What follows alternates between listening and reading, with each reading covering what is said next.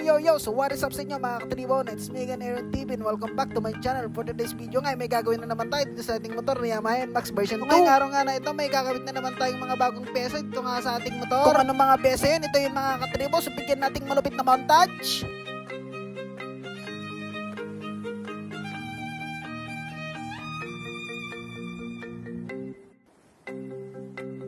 So eto mga katribo, medyo matuguro naman tong araw na to para sa time dahil magmamekano na naman tayo dito. Grabe yung air filter nyo, 95,000 auto, sobrang itim na, diba? Ito na yung ating koso ngayon. Koso, ayan.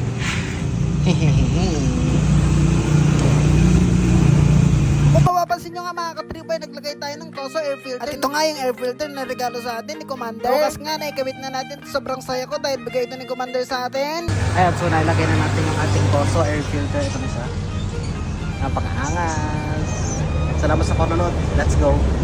At ang sumunod nga natin nilagay mga katribo, ito ang center spring natin at clutch spring. Na kung saan nga ay makakatulong ito para sa pandagdag performance ng ating motor. Para sa mga nagtatanong nga mga katribo, itong clutch spring natin at center spring mga katribo ay parehas na 1,200 RPM. Tapos yung set natin sa ating panggilid mga katribo ay naka-fully set tayo na S1 tapos clutch bell na groove. Lahat ng pyesa natin sa panggilid natin mga katribo ay pare-parehas na JBT. Kaya naman JBT, baka naman ang natitira na nga lang na stock sa ating panggilid mga katribo yung torque drive. Way lang itong ginawa natin mga katribo at medyo mahirap siya. Buti na lang may YouTube University na nagtuturo sa atin. Katapos nga nating makalas-kalas at may balik yung mga pyesa natin ng panggilid natin mga katribo, ito na final look natin.